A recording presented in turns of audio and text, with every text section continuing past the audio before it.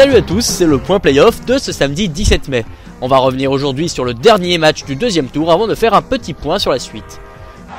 And the Chicago Blackhawks have won it. Either Kane got it or Sharp, but the Chicago Blackhawks have won the series.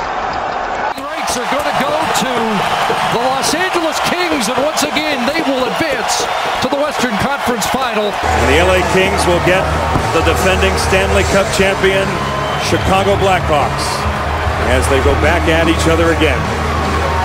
C'était le chant du cygne ou du canard pour Teemu Selanne. Les Kings ont éliminé Anaheim lors d'un match 7 maîtrisé. Victoire 6-2 pour Los Angeles. Ils ont marqué 5 fois avant qu'Anaheim ne parvienne à inscrire 2 buts entre la fin de la deuxième période et le début de la troisième. C'est une légende de la NHL qui prend sa retraite. Selanne a disputé 1581 matchs en NHL, marquant 728 buts et obtenant 817 mentions d'aide. Après 23 saisons au plus haut niveau et un titre en 2007 chez les Ducks, c'est la fin de l'aventure pour ce merveilleux joueur. Les Kings retrouvent donc les Blackhawks en finale de conférence. C'est la 3e fois d'affilée que Los Angeles arrive à ce stade et déjà l'an dernier, ils avaient affronté Chicago en finale de conférence. Ces deux équipes sont d'ailleurs les deux derniers vainqueurs de la coupe puisque les Blackhawks l'ont emporté en 2013 et les Kings l'année d'avant. La grosse performance de Los Angeles face à Anaheim relance presque le statut de favori qui semblait promis aux Blackhawks. La série promet un suspense haletant. Le premier match dimanche 21h heure française.